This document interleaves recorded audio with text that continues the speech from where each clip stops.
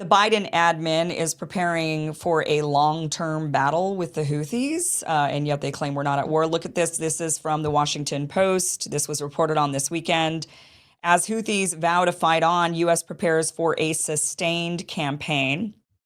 It says the Biden administration is crafting plans for a sustained military campaign targeting the Houthis in Yemen after 10 days of strikes failed to halt the group's attacks on maritime commerce, stoking concerns among some officials that an open-ended operation could derail the war-ravaged country's fragile peace and pull Washington into another unpredictable Middle Eastern conflict. So it's not working, right? That what they've tried with the Houthis at this point is not working. And so they're saying, well, I guess we're going to do more of the same. And not only we're going to do more of the same, we're going to do it for a really long time, is what they're saying. Because clearly these short-term attacks aren't working. So now we're going to have to do a sustained military campaign against the Houthis. An administration official speaking on the condition of anonymity to discuss internal deliberations described their strategy in Yemen as an effort to erode the Houthis' high-level military capability enough to curtail their ability to target shipping in the Red Sea and Gulf of Aden, or at a minimum to provide a sufficient deterrent so that risk-averse shipping companies will resume sending vessels through the region's waterways. It says, quote, "We are clear-eyed about who the Houthis are and their worldview," a senior U.S. official said of the group, which the Biden administration designated this week as a terrorist organization. He says, so we're not sure that they're going to stop immediately, but we are certainly trying to degrade and destroy their capabilities. So this guy says, we're clear-eyed about the Houthis are and what their worldview is. What's that worldview? The worldview is they want Israel to stop the bombardment of Gaza. They want a ceasefire. That's what they're asking for. They don't want to see these Arab mothers and children slaughtered anymore. That's what they want. That's their worldview. Oh, we're really against that worldview. Don't tell us to stop bombing moms and kids. Houthis, don't tell us that. So he says, so we're not sure they're going to stop immediately because their worldview is they think that's immoral, that you shouldn't be killing moms and kids. That's what they think. And since Israel has announced, Netanyahu's made it very clear that he intends for this war to continue on in Gaza, this bombardment campaign to continue on for another year. Could you imagine? It's been going on for 3 months. How much damage one more year of this or longer? He says it'll keep on going until 2025, basically going to clear the entire place out and cause devastation and famine until people die of disease and hunger if they don't die from the bombing or being buried under the rubble. So the Houthis want that to stop. The Biden administration says, yeah, we know what their worldview is. We know what they think, but they're not going to stop probably. So I guess, we're just going to keep on keeping on. We're going to keep on bombing them. We're going to keep on this campaign. And yet it goes on to say here that, so they say Biden this week acknowledged that the strikes had so far failed to discourage Houthi leaders who had promised to exact revenge against the United States and Britain, whose military has contributed now to the strikes in Yemen. Says, are they stopping the Houthis? No. Remember when Biden said this? Oh, are they stopping the Houthis? No, but we'll continue. We're going to continue. We're going to keep on with this ridiculousness. Now, officials say they don't expect that the operation will stretch on for years. This is what they're saying. They don't expect it to stretch on for years, like previous U.S. wars in Iraq, Afghanistan, which lasted 20 years, and Syria. At the same time, they acknowledge that they can identify no end date or provide an estimate for when the Yemenis' military capability will be adequately diminished. As part of the U.S. effort, U.S. naval forces are also working to intercept weapons shipments from Iran, which ended up resulting in the deaths already of 2 Navy SEALs. Here is the New York Times this weekend also reporting that the 2 Navy SEALs that had gone missing as they were trying to intercept supposed weapons from Iran going to the Houthis. They were trying to board the ship. They ended up falling off one fell off the ladder. Another one jumped in to try to save them. They both ended up disappearing. And now the New York Times is saying that the Pentagon or the U.S. military has said that they are dead. They are believed to be dead. So the U.S. military said on Sunday that it had declared 2 Navy SEALs dead after they went missing 10 days ago during an operation at sea to intercept weapons from Iran headed to Houthi fighters. They're among the first known U.S. fatalities in Washington's campaign against the Houthis, who have launched dozens of attacks on ships in the Red Sea since November, roiling the global shipping industry.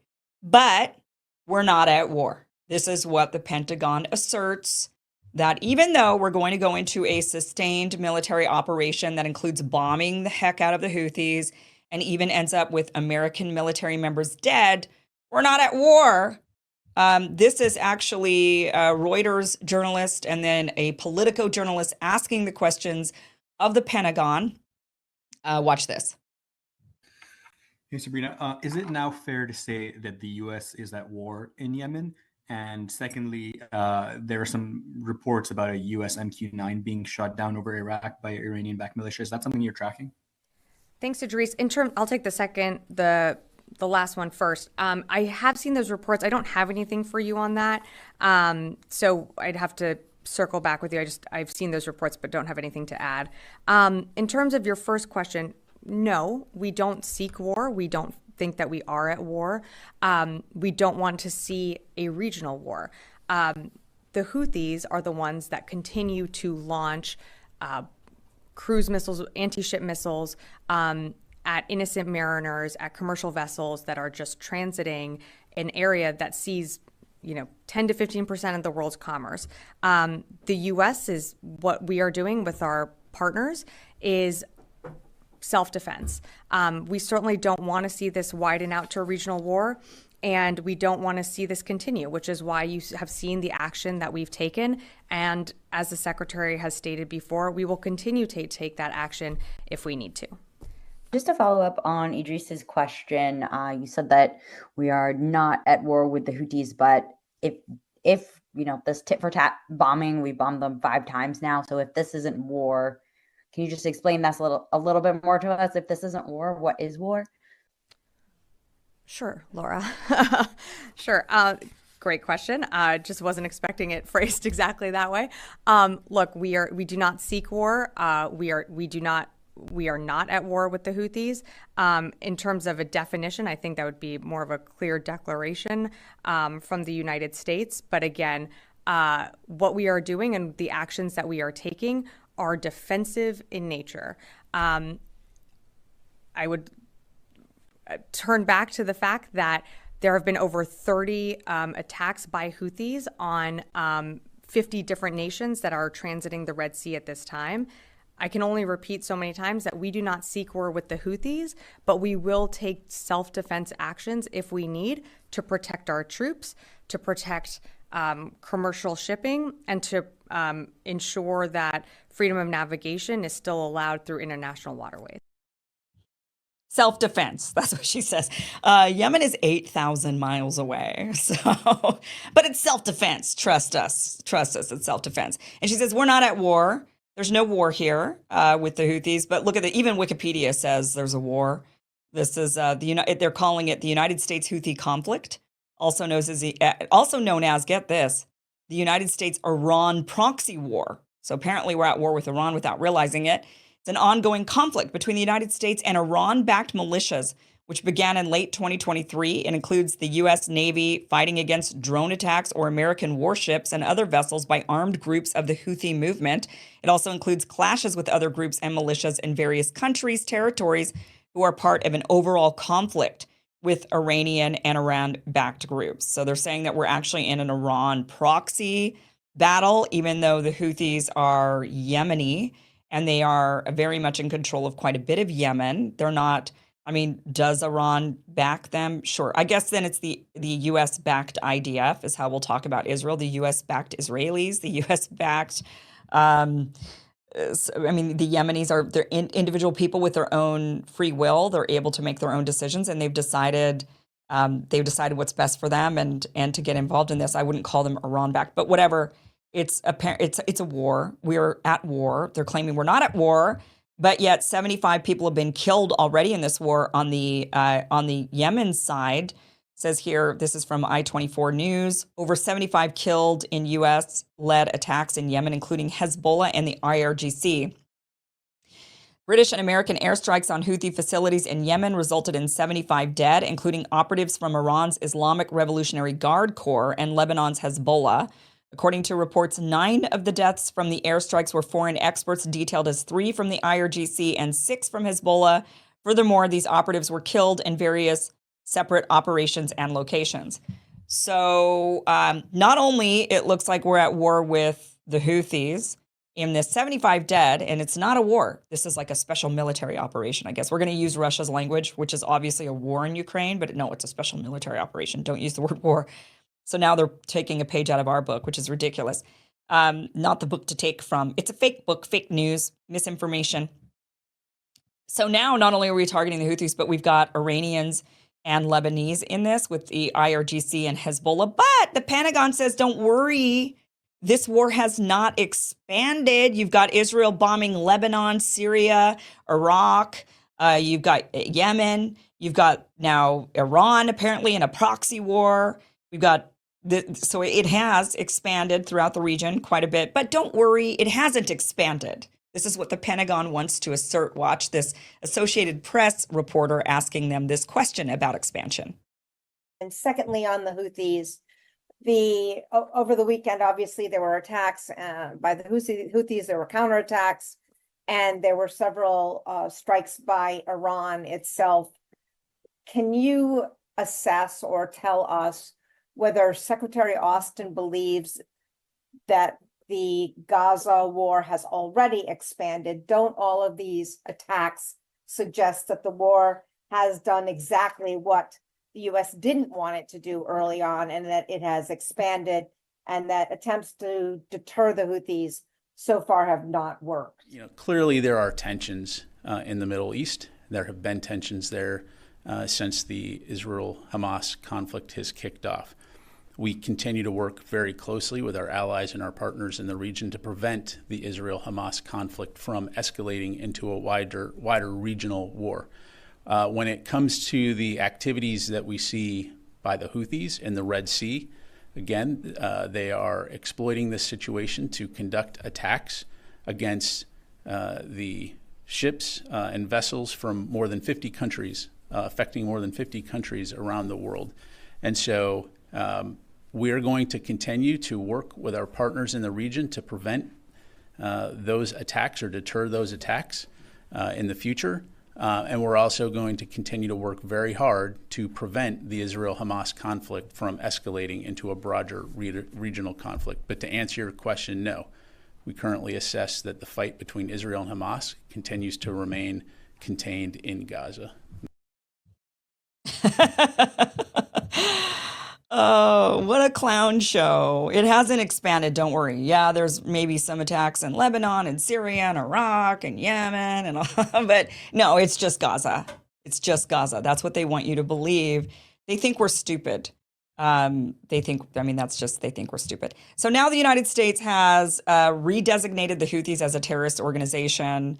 The Department of State is announcing, this is one of their press releases that they put out last week, saying the Department of State is announcing the designation of Ansar Allah, commonly referred to as the Houthis, as a specially designated global terrorist group effective 30 days from today. So that was on January 17th. They're calling the Houthis a terrorist organization. Now, remember, they're calling the Houthis a terrorist organization because they're boarding ships, right? They're intercepting ships, trying to board those ships. Meanwhile, we had 2 U.S. Navy SEALs die because they were intercepting a ship and boarding that ship.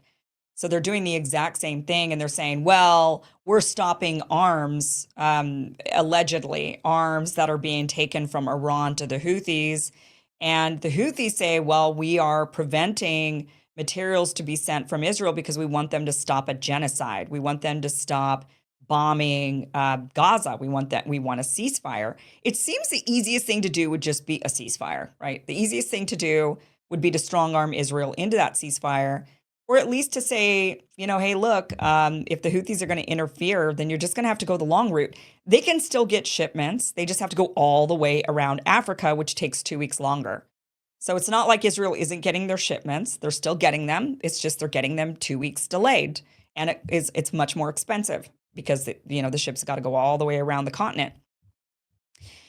In response to the United States designating Ansar Allah as a terrorist group, Yemen Parliament actually issued a statement emphasizing that the US, the UK, and Israel should be placed at the top of the global terrorist list in response to Washington listing Ansar Allah in its own designated terror list last week, says Al Masira TV reported on January 21st that members of the parliament in their discussions pointed out the irony of the U.S. designating its adversaries as terrorists while being the head of evil and terrorism worldwide.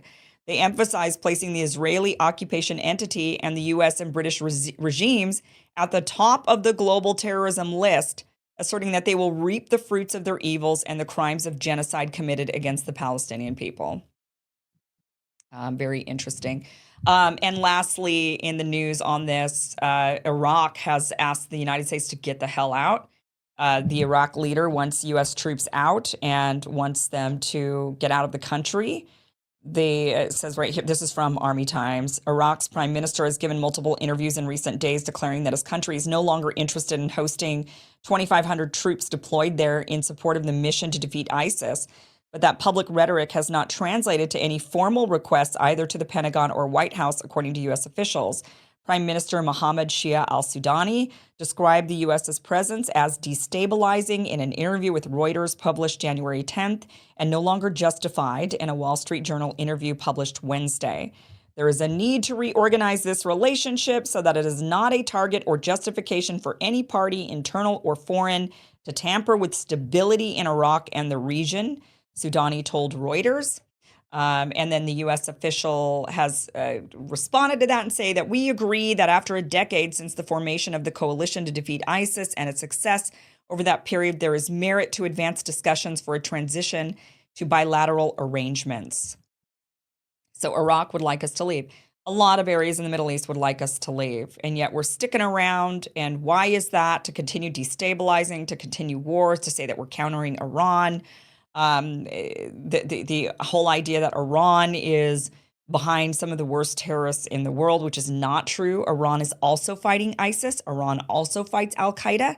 They are Shia Muslims. They are very much under attack by these Sunni radical groups that are the ideology that fuels al-Qaeda, the ideology that fuels ISIS.